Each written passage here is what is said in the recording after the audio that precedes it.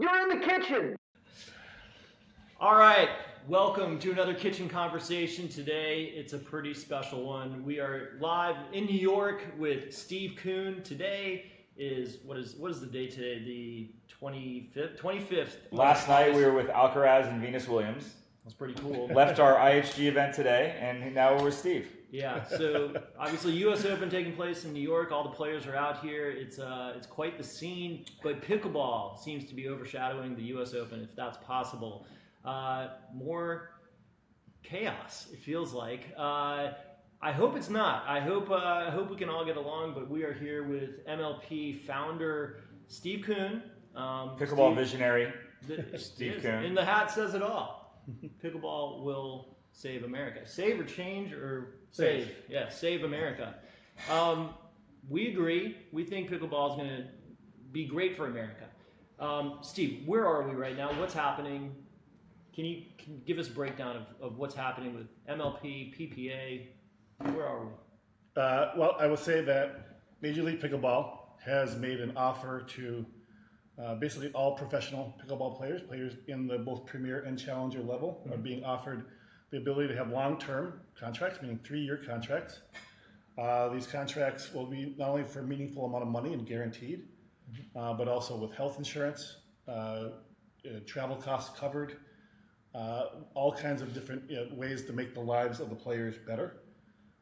We think that certainly at times this year, the players have had schedules that were way too demanding in terms of too many events, in terms of too much travel, in terms of too much time on the court.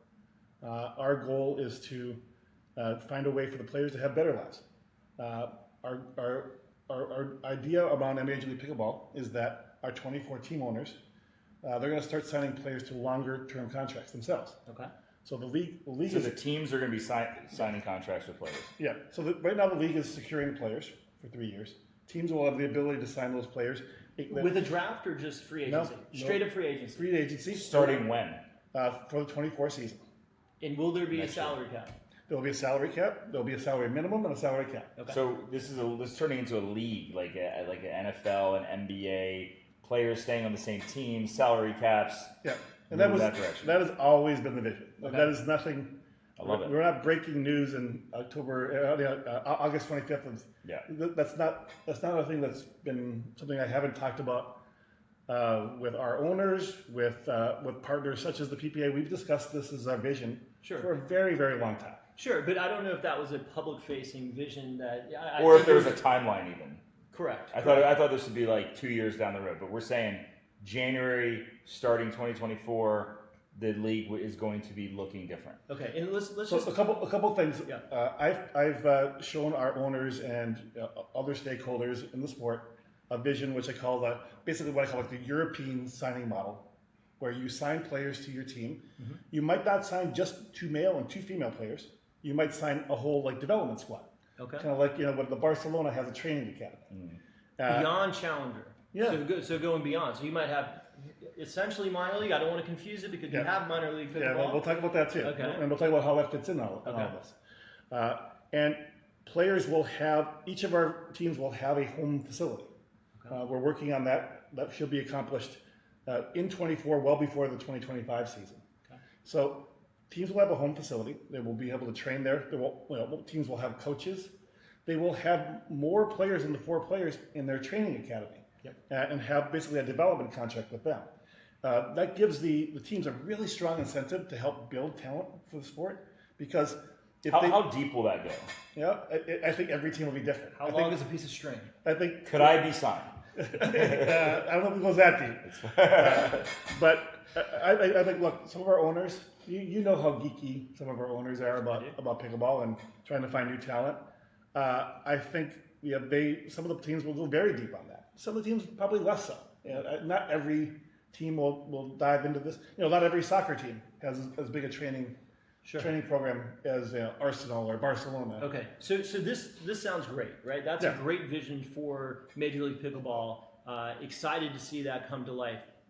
But right now, we are in a moment where last year, let's go back and kind of set the stage here. Last year, there was the formation of Major League Pickleball, and then PPA players were exclusive to PPA. They were going to play. They had played Major League Pickleball in 2021. Yeah. And then for one event. Right, but then they were signed to exclusive contracts, and it excluded Some them players. Some players. Yeah. I feel like we're back into that situation where both sides are unable to come to an agreement. There was a moment for the last year where we had consolidation, quasi merger of MLP and PPA, but it seems like as of yesterday or today, that is uncertain if that is able to work itself out, and it looks like we are now in a frenzy to sign players for one or the other. Are players having to make a choice?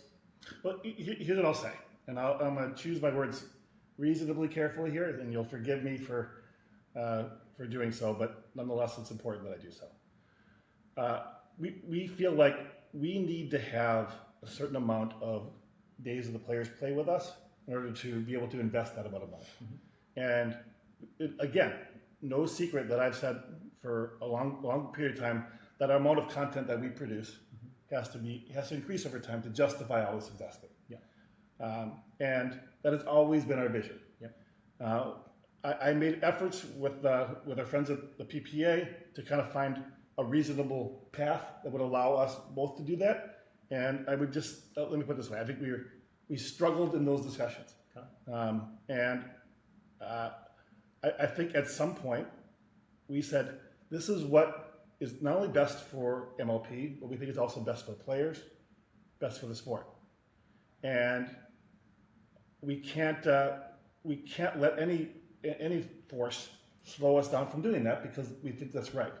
And another thing that I've said to our owners and to anyone else is, this effort to sign the players to longer term contracts and to build this infrastructure for them, we would do this whether the PPA existed or not. This is not about getting anyone. It's not about beating anyone. It's about doing what we think is the right way to build this sport.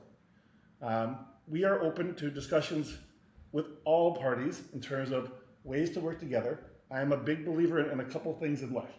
I try to be a long-term thinker. I try not to make a decision based on the advantage in the next 5 minutes or 5 days or 5 weeks or 5 months. I think 5 years or longer in advance in terms of making decisions. And I also believe that we live in a positive sum or win-win or world where in all relationships the goal, and sometimes you can't achieve this goal. Sometimes life does not make that easy. Yeah. But the goal should be to find what every one of your partners, whether it's the players, whether it's other organizations, whether it's USA Pickleball, no matter who it is, try to find a path that's a win-win. Those are the most sustainable. Win-wins are more sustainable and at every moment, including this moment, that's always my goal with everyone that I deal with. There are times, as we know in life, when that just doesn't work out for one reason or another, and sometimes there is, a competition, if you will. Okay, I have a quick question. Does pickleball need a tour and a league, and two tours and a league, and can pickleball sustain 2 tours and a league? Here's what I would say to that is, I think that there are a variety of content forms for the sport that are interesting. And obviously I'm biased. I love our team format. I love watching an MLP event, both the Challenge and the Premier. I love how that works. I think the players get fired up. There's a special level of intensity at our events. I think Agreed. That's true, and I love that. And I'll tell you how much I love it is that's what the whole idea behind minor league pickleball is, creating that same atmosphere, that same joy. Can I ask a question about the intensity of each event?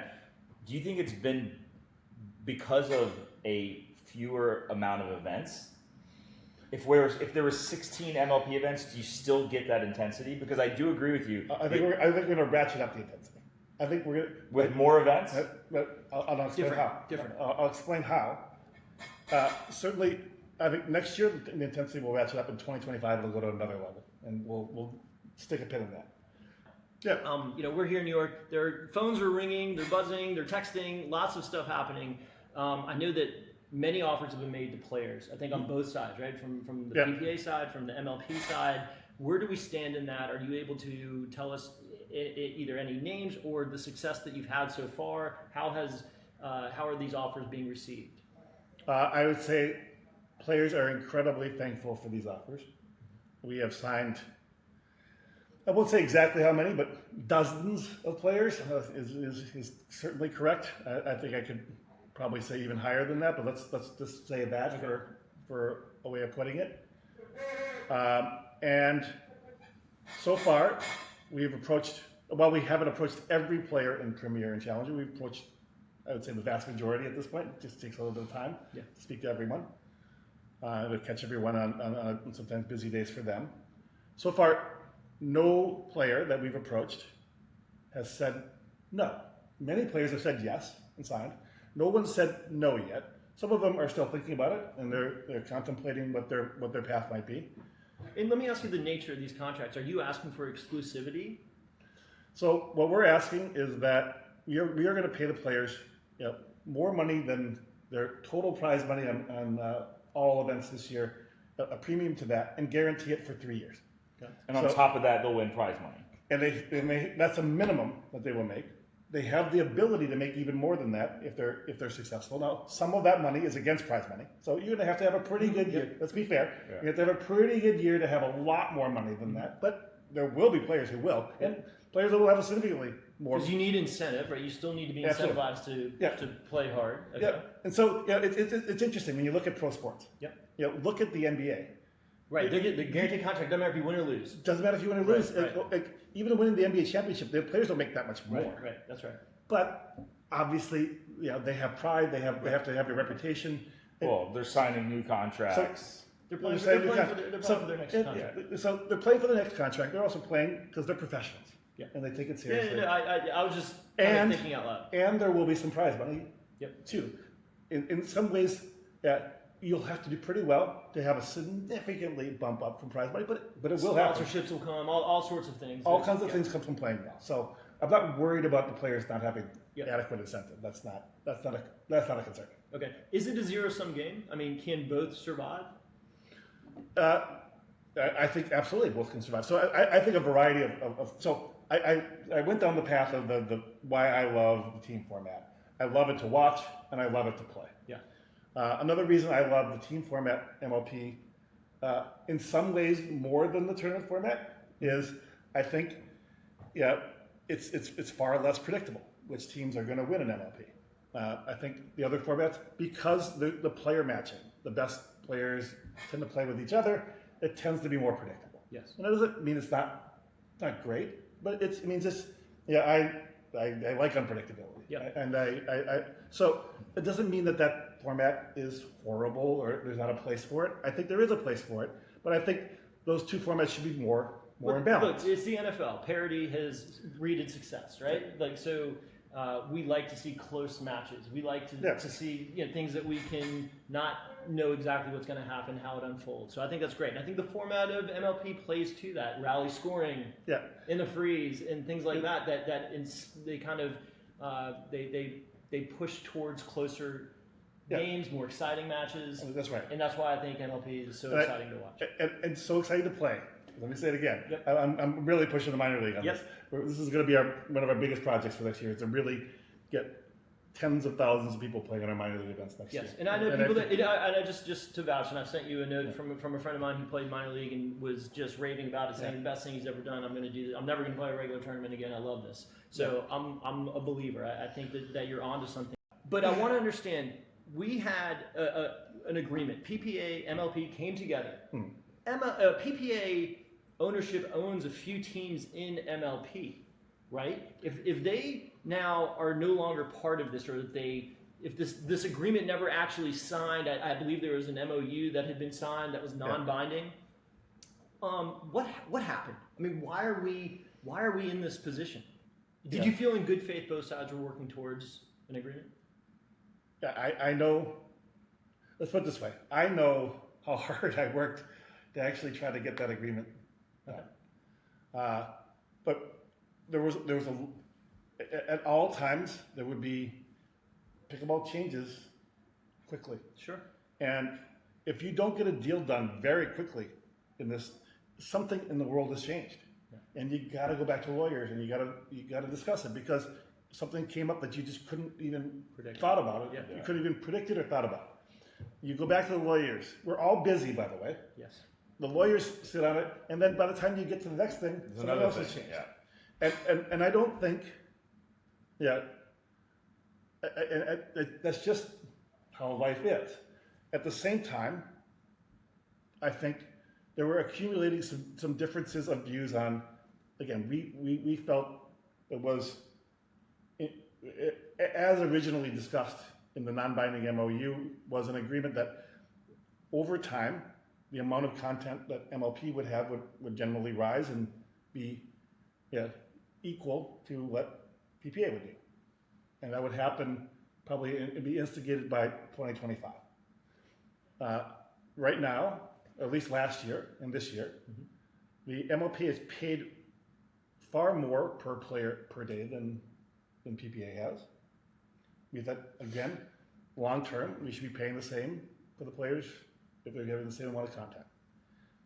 Those two were fairly fundamental parts of this agreement by 2025.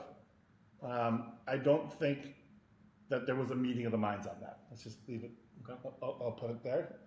To me, there needed to be a meeting of minds on that. That was not something that I was prepared to not have agreement on. So there hasn't been full alignment, or maybe there was alignment and things have not come to fruition in the way that you expected.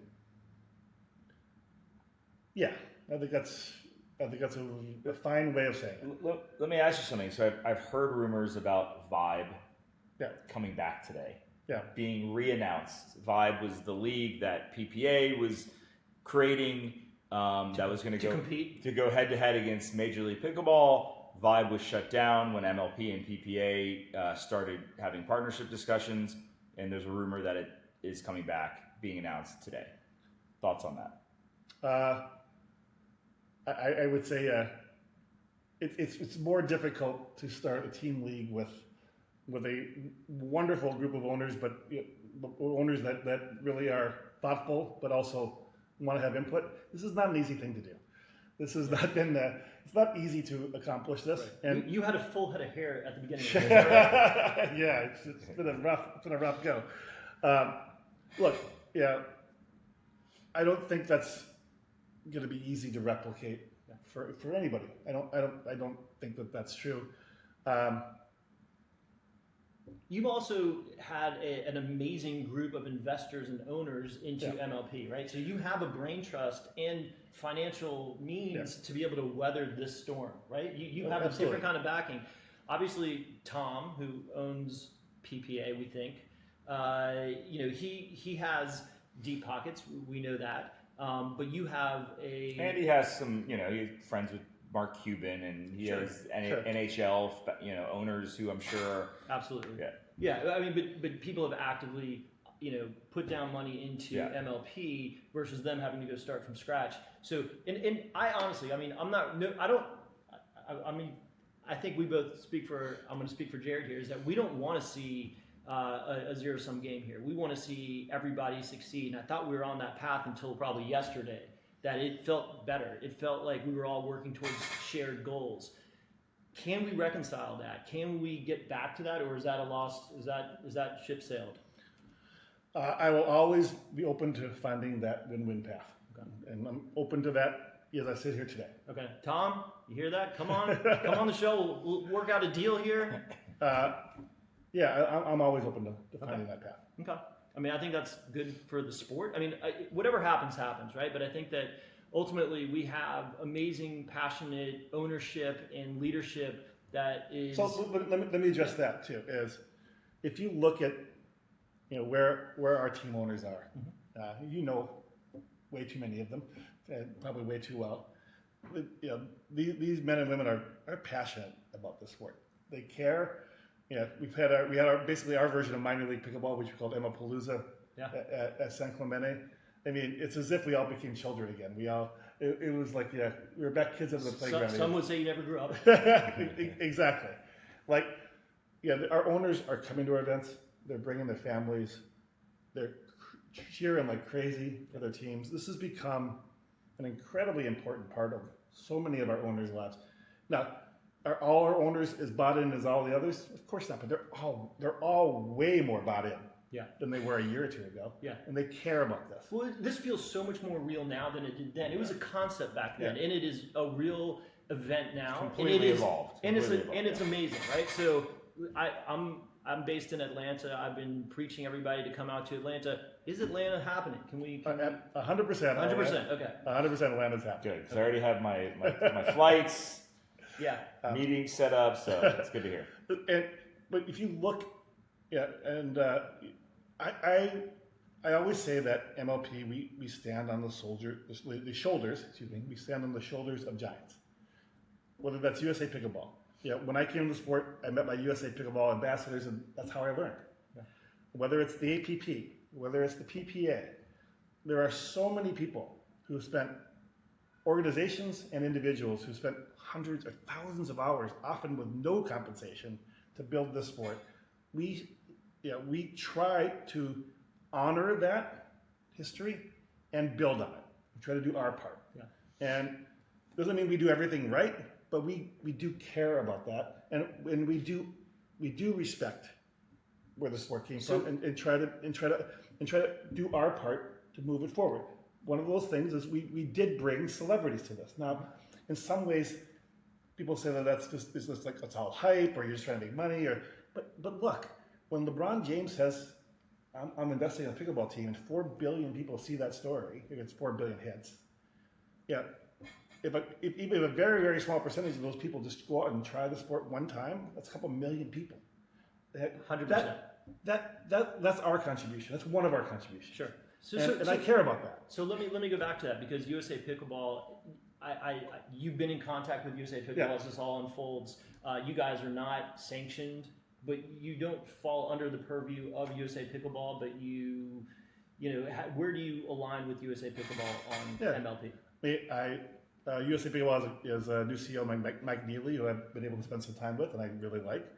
I think historically the organization has been absolutely critical. Like I said, look at the USA Pickleball Ambassador Program over the years has been just an amazing thing for the sport. Yeah. So I have nothing but positive things to say about the organization. Okay.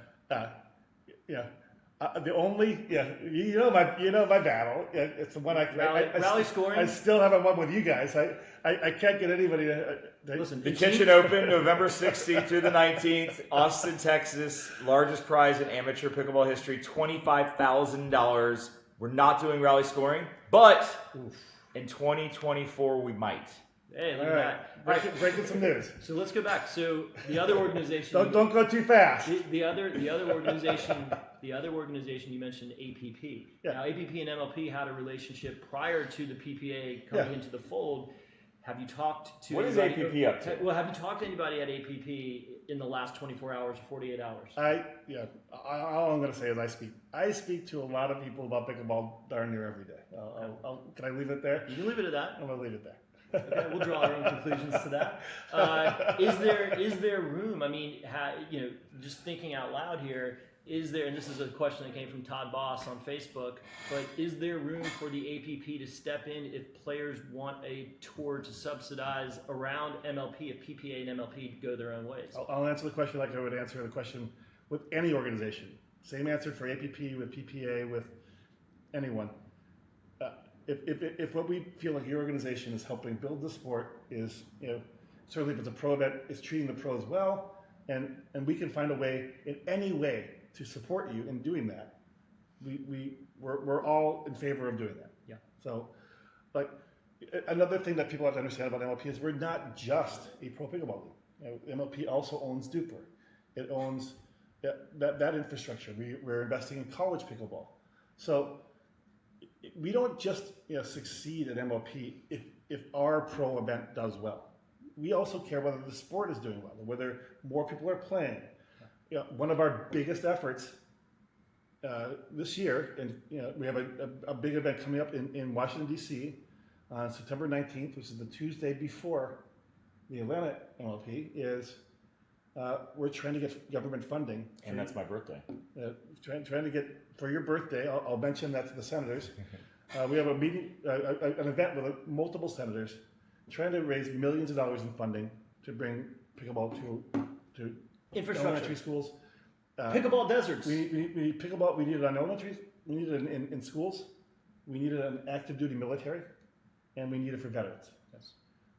Among other things. It's not the only thing we need, but those three things. I think is that Pickleball Cares? This is what Pickleball Cares is spearheading that effort. Okay. Which is a nonprofit that that MLP and others we worked on. We have a few questions from the kitchen members. Are you building the MLP pickleball complex and headquarters in Austin? To be determined. TBD. That's from Ernest Chea. Nash Johnson asks, what does this mean for the current MLP PPA partnership of using the same players and not holding tournaments during the same weekend? I'm assuming that's TBD. TBD. How does Brooks Wiley keep his beard so perfect and maintain barely a 4.0 rating? TBD. That's by Jared Paul. Asked by Jeremy Puckett, not Jared Paul. And Brooks said I'm the best 4.0 in Austin. And then one other question was, Matt Zampini asked, what does this mean for MLP Atlanta, which you've addressed in the upcoming season? So is there any way that MLP Atlanta, the players might not be able to play? I don't see why that would be the case. The players have agreed to come. They have agreements with us to come. Is there anything contractually where they might not be able to play?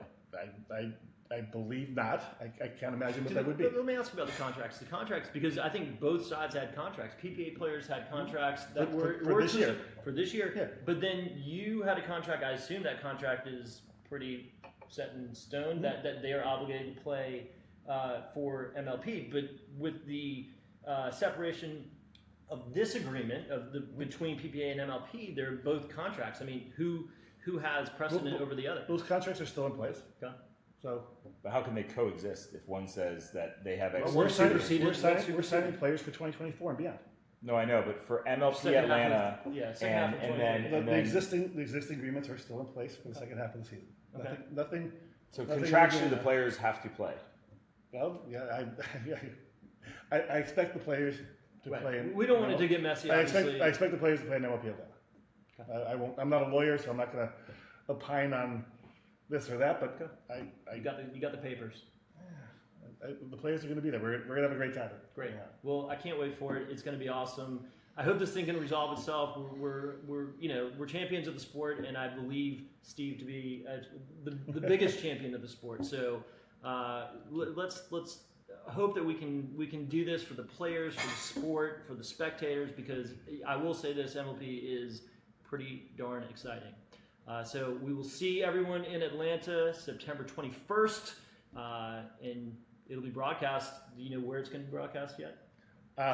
Boy, you're going to have to edit this out because I should know. I don't remember. Okay, it's one of the networks. It's going to be on a network. Somewhere big. I actually don't remember. Okay, no worries. Edit that out. All right, awesome. Thanks, guys. Thanks.